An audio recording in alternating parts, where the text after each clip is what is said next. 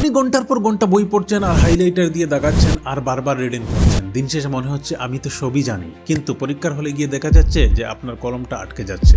ঠিক তখনই বুঝতে পারবেন যে আপনি একটা মারাত্মক ফাঁদে পড়েছিলেন। সাইকোলজিতে একে বলা হয় ইলিউশন অফ কম্পিটেন্স। হাওয়ার্ডের একটি স্টাডিতে দেখা গেছে যে রিডিং পড়া হলো সবথেকে অকার্যকর পদ্ধতি। আজ আমি আপনাকে এমন একটি আলটিমেট স্টাডি সিস্টেম দেখাবো যা আপনার পড়ার স্টাইল সারা জীবনের জন্য বদলে দিতে পারে। এটি কোনো মোটিভেশনাল স্পিচ নয়, এটি পিওর নিউরোসায়েন্স।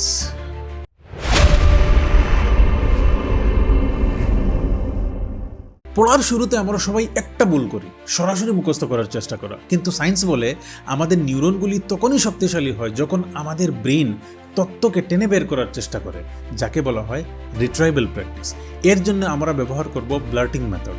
প্রথমে যে কোনো টপিক 15 মিনিটের জন্য মনোযোগ সহকারে পড়ুন। এবার বইটি বন্ধ করে একটি সাদা কাগজ নিন। আপনার ব্রেইনে যা যা তথ্য জমানো আছে সব নীল কলমে লিখুন। ভুল হোক বা অর্ধেক মনে থাকুক, যাই হোক, সব নীল কলমে লিখুন। লেখা শেষ হয়ে গেলে বইটি খুলে দেখুন কি কি বাদ পড়েছে। এবার সেই বাদ পড়া অংশগুলো লাল কলমে লিখুন। এখানে কাজ করবে বোন রেস্ট্রো এফেক্ট। সব নীল কালির মাঝে হঠাৎ লাল কালি দেখে আপনার ব্রেন এটাকে হাই প্রায়োরিটি হিসাবে চিহ্নিত করে, যা আপনাকে অনেক বেশি দিন মনে রাখতে সাহায্য করে। আপনি যা পড়লেন তা কল্পনা করুন আপনি 5-6 বছরের একটি বাচ্চাকে বুঝাচ্ছেন। কেন বাচ্চা? কারণ বাচ্চার কাছে কোনো কঠিন বা টেকনিক্যাল শব্দ ব্যবহার করা যায় না।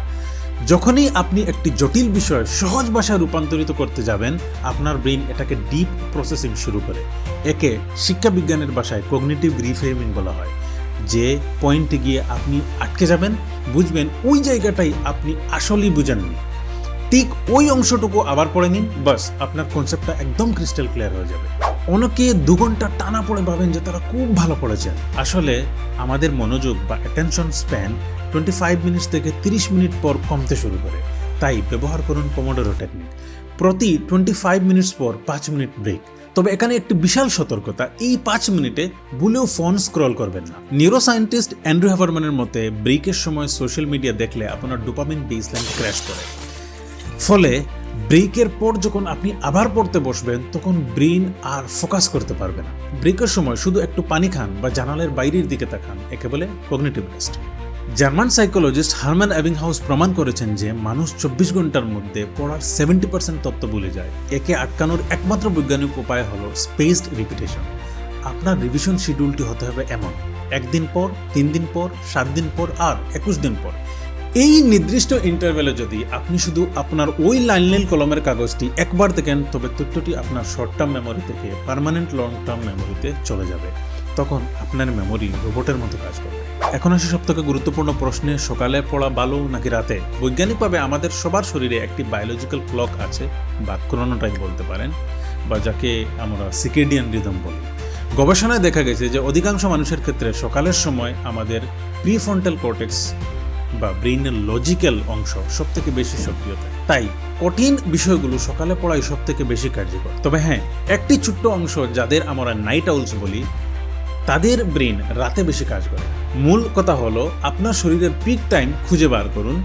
তবে আপনি যদি সাধারণ স্টুডেন্ট হয়ে থাকেন, তবে সকালের প্রথম 2 ঘন্টাই আপনার জন্য গোল্ডেন টাইম। আপনি কি নাইট আউলস নাকি মর্নিং লার্ক, এটা যদি আপনি জানতে চান বা এই বিষয়টা কি যদি আপনি জানতে চান, তাহলে আমাদের চ্যানেলে অলরেডি একটা ভিডিও আছে, সেখান থেকে গিয়ে আপনি ভিডিওটা দেখতে পারেন। পড়াশোনা কোনো মুখস্থ করার যুদ্ধ নয়, এটি একটি গেম। আর এই 5টি ধাপ হলো এই গেমের উইনিং ফর্মুলা। আজ আপনাদের জন্য একটি চ্যালেঞ্জ, আগামী 3 দিন আপনার সবথেকে কঠিন সাবজেক্টে এই সিস্টেমটি অ্যাপ্লাই করুন। 3 দিন পর এই ভিডিওতে এসে কমেন্ট করে জানান আপনার কতটুকু উন্নতি হলো। মনে রাখবেন, don't study harder, study smarter.